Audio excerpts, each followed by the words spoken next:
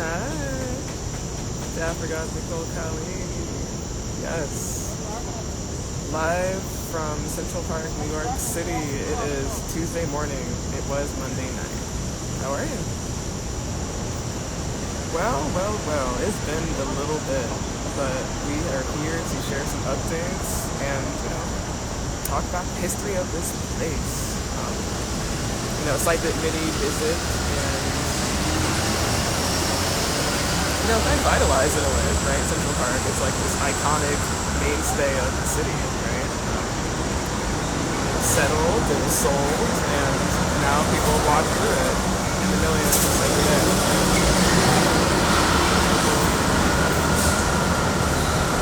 It used to be Algonquian and Lenape land. Lenape, the word which means two people in their tongue. They lived in Delaware, Maryland, and New York. They lived in Manhattan, and that's where we get the word Manhattan from. Rock the diaspora, well by now. We're all about, reclaiming our roots, talking about the history, the often painful process of uncovering, marginalized communities' ancestry, and talking about what happened to us, verbatim. Modern day rockers found liberation through percussive call and response, fam. You know how real that shit is? Like, getting in touch with our ancestors.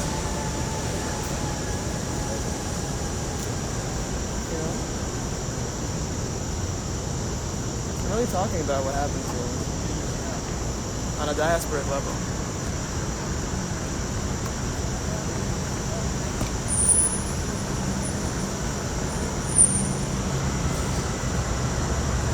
Talking to each other, right? And then hearing that dialogue back musically, artistically. That is the bridge between past, present, and the future. It's art.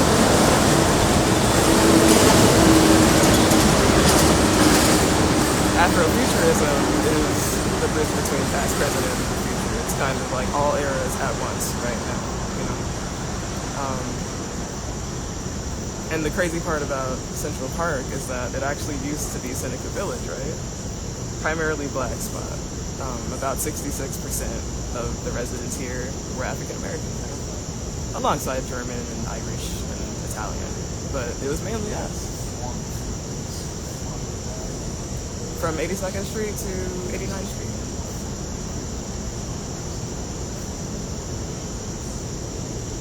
That was in 1825 to 1857. So about 30 years, we were holding it down here. So, what is a griot? That's basically an African historian. We tell the histories of our tribe, of what happened to the different, nations across the continent, from the Kikuyu to, the Mandinka in West Africa and Mali and shit, right? That's preserving knowledge and historical data and sound.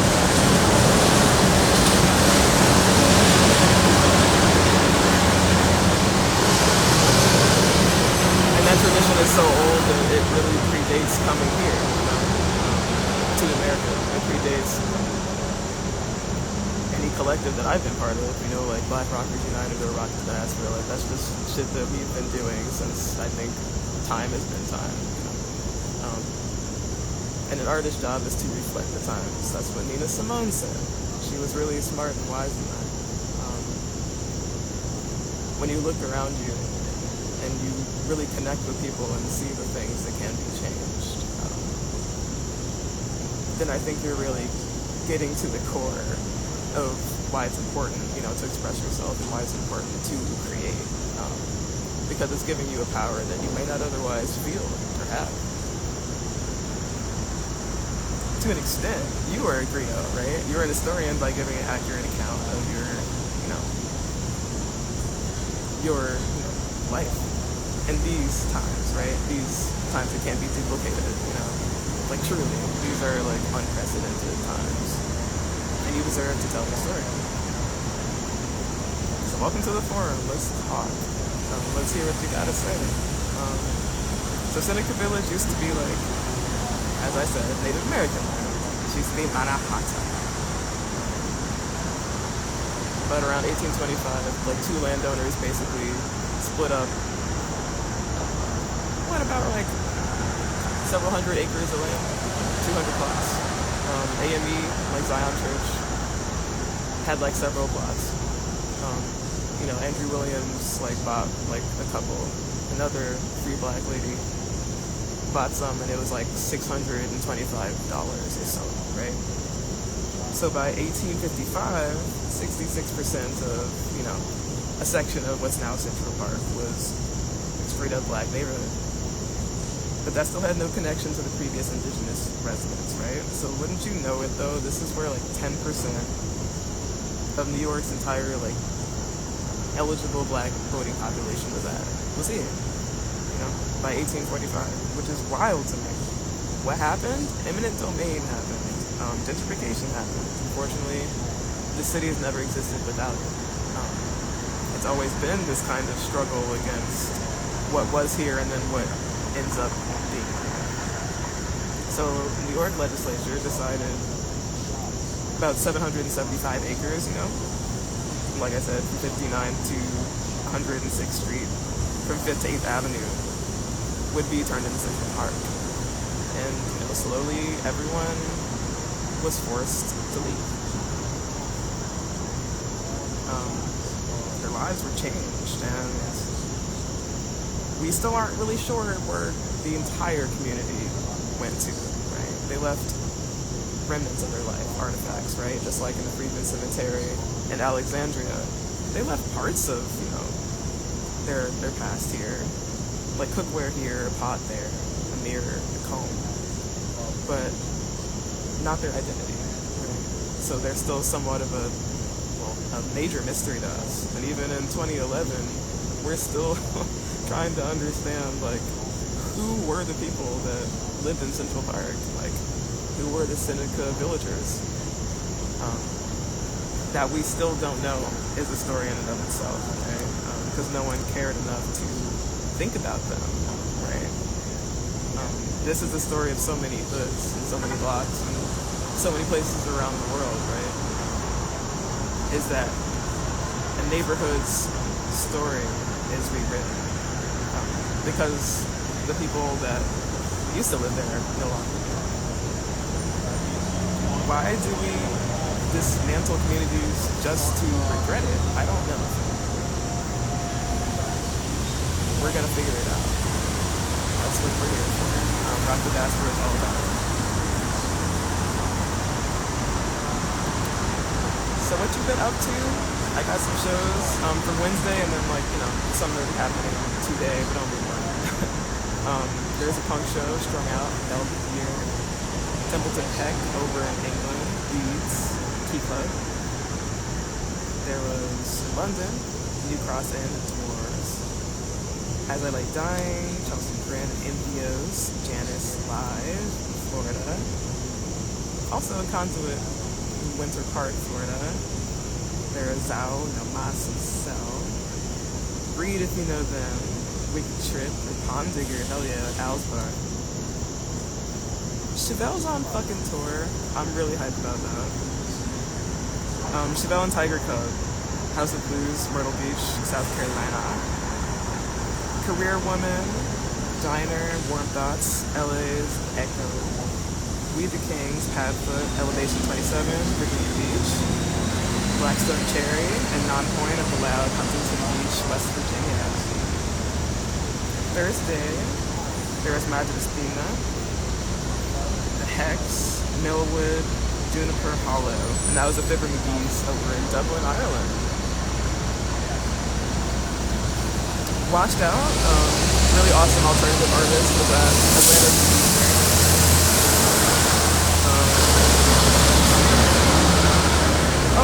Phoenix has a really dope-ass place called the Valley Bar. 53 Thieves performed there. American Standard, The Honesty, and Company were at, let's see, 924 Gilman, that's in Berkeley, California. AV8, Submit Thy Will, and Suffering in Silence, Scout Bar, Houston, Texas. Fractal, Fire, Breath, and Company were at Soda Bar, that's in San Diego, California. Also Asylum 13, Dark Dance Beats Party, that's in Wilmington, Bar 13, Delaware. Backyard Heroes, Schwam, I Defy, and Beat Brigade. Nice. New Jersey, Crossroads, Garwood, my bad. Over in Purgatory, this is in Brooklyn. There was Secret Vacation. There was Johnny Dolphins and Sorry Darling. Fuck yeah. Transpecos, there was some stuff happening with Ragana and Channel Vessel. Let's see about North Carolina, actually. I know there's some stuff happening, but this is all past shows, unfortunately. If you live in Raleigh, there is some stuff happening at the Poorhouse. I know that was pretty cool. There's always stuff happening at the Fruit, Durham. I don't know if the Pinhook had any shows, but they usually have open mics every week. I am halfway percent sure there was a goth night as well. That might have been at either the Kraken or the 27 Club in Asheville. Yeah. Let's see. Oh, so King 810 is on tour. The Last 10 Seconds of Life with them. Extortionist, Company, that's in Rochester, Montage Music Hall. Joe Downer, Locals, over at Farm Brew Live in Manassas, Virginia. Zaid Zabri, Grain, Norfolk, Virginia. And Open Mic Night at Eavesdrop Brewery in Manassas, Virginia. That was Thursday. This Friday, or last Friday, you know what I'm saying? Like, there was Summer League, there was Greasy Bag, or Grocery Bag, my bad. There was Sad So, and Telecom, Empire Control Room, Austin, Texas.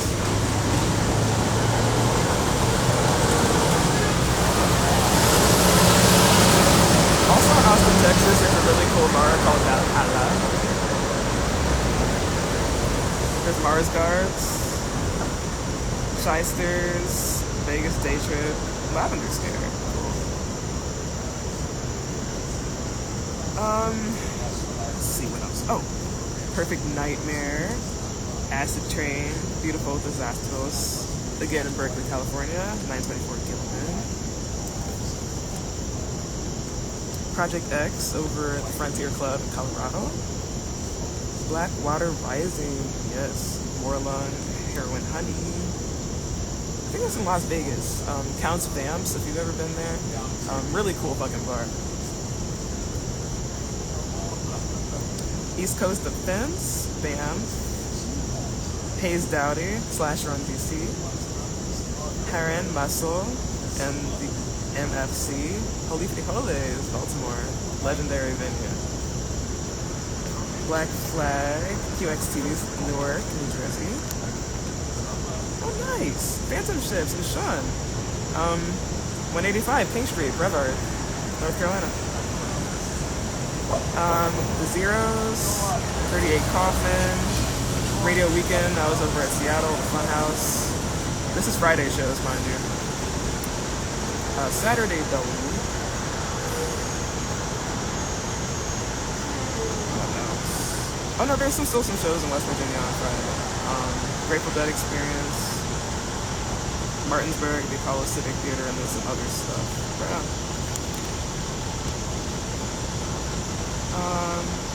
Metal All Night over in Vienna, Austria. It's pretty fucking cool. If you ever fucks with Tampa and metal, there's like this spot called the Crowbar, remember? Yeah, that's the one that has late night ass shows too. It's pretty fucking cool. Hit it up if you can.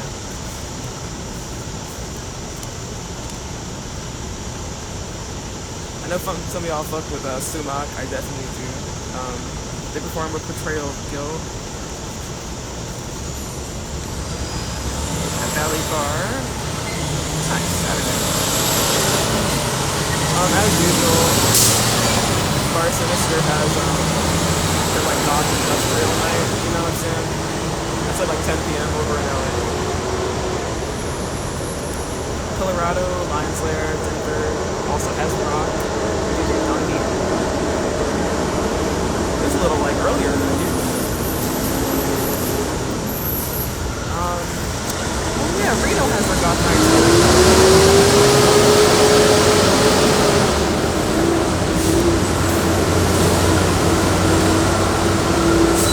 With David Draven and Zenobia.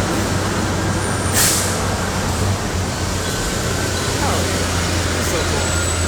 I did want to highlight that Torvis and Fourth Dominion and Cemetery Sex had a show in DC, and that was fucking awesome. What else? Some local stuff and then some other stuff out of state. Local stuff, there's Shake the Room. That was in Essex, Maryland at the Crazy Tuna. Chevelle again at the Wellmont Theater. That's in Montclair, New Jersey. Other shows in Jersey were Dingbats in Clifton, Rat Rod and Company. And then Sunday, Requiem. So that's Goth Night over in, is that Pittsburgh? Yes. DJ Satyricon, DJ Callisto, you already know, holding it down. Restless Spirit, Horse Burner, The Loud, Huntington, West Virginia. Love that shit.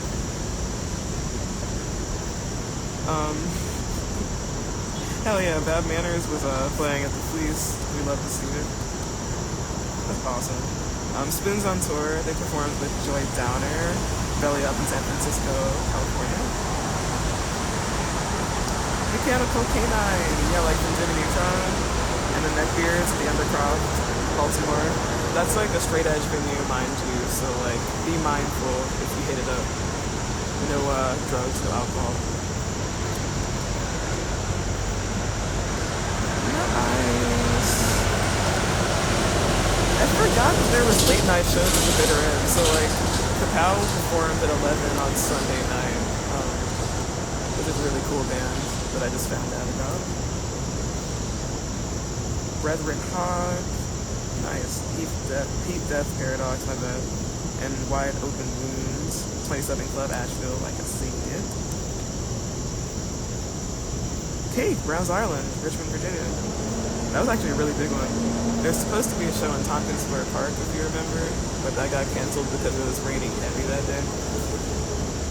But next time. The homie Death Bar Danny had their junkyard session on the 4th on Sunday. That was cool. Can't wait to see the footage from that. Kids Ears and Rob Shed, yes, the Camel Richmond. And then yesterday there was Autobar on Monday. Today there's Black Flag at the Autobar.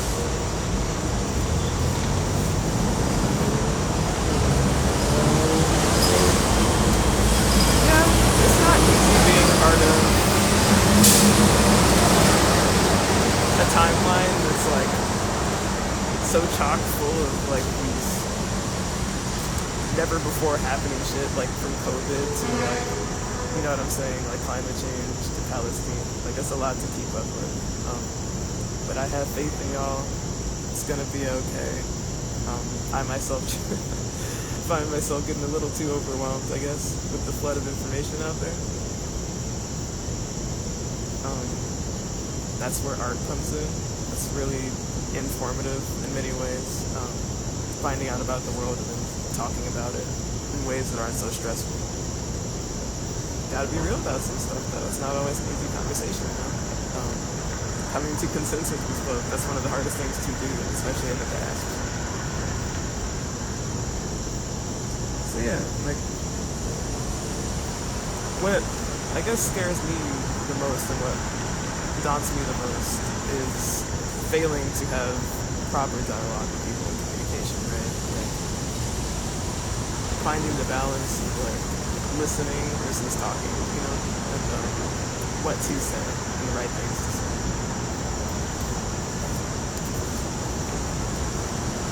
Yeah, because like just in general, I guess like talking about the truth and like living your truth can be a really good thing. And understanding yourself and how you interact with others. You gotta rise to the challenge. We gotta know we can't do the past, but the future is bright, so get ready for some changes. You know what I'm saying? For things to not quite be the same. It's all good. I have faith that the movement, and just like this collective, like Rock the Diaspora, like we're gonna really like connect with each other this year, in positive ways, in progressive ways, right? We're no longer gonna waste time. We're gonna hold strong to some real ass values, and we're gonna harken back to Africa, and really start to reach out more to them. Kenya especially, I don't know if you've been paying attention to what's happening over there in terms of revolutionary dialogue. Damn. That is what happens if we take some necessary risks, I think. But maybe it's just kind of time for all of us to take those risks, you know what I'm saying? Hello, how are you? I'm ready for that. Hello, how are you? Hi, I'm good. Are you ready for shit to change in 2024? I am. Like, let's connect. Let's get like together. Let's make moves. I was gonna play some, Lenny Kravitz, some Hassan Hakim if y'all were interested. I hope my brother's okay out there, wherever he's going. Rock on. It's kind of chilly out here. I didn't realize. I was like, ooh, cold. I guess Jimi Hendrix could be some shit we listen to, right?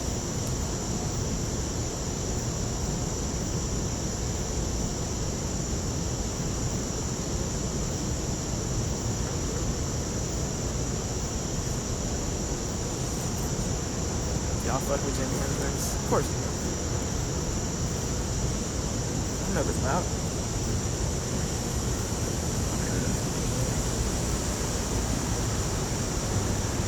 No, it's not. You know what else I was listening to the other day? Hey, what's going on, fam? Like from the same era of like Jimi Hendrix. It was like Tina Turner, and she was making very, very cool psychedelic music at the time. Acid Queen was like a very slept-on album / soundtrack. Check that out if you can. Who else did I want to like shout out while I was still here? Obviously Seneca Village and the people that came here before. There is no New York without people that built New York.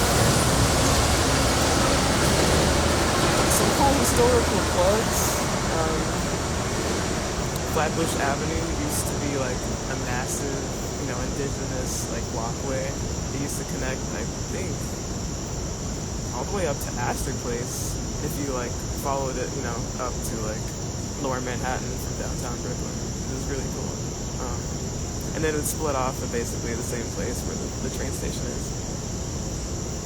So some stuff doesn't really fully go away, right? It just kind of changes its form. Energy is like that. I'm eager to see where New York goes in terms of its evolution, how the city will adapt to the different changes. Because it's done so far, right? We made it this far in New York and world. Let's keep going. The momentum is strong. I will catch you on the flip side because it is late and I gotta head on back to my side of town.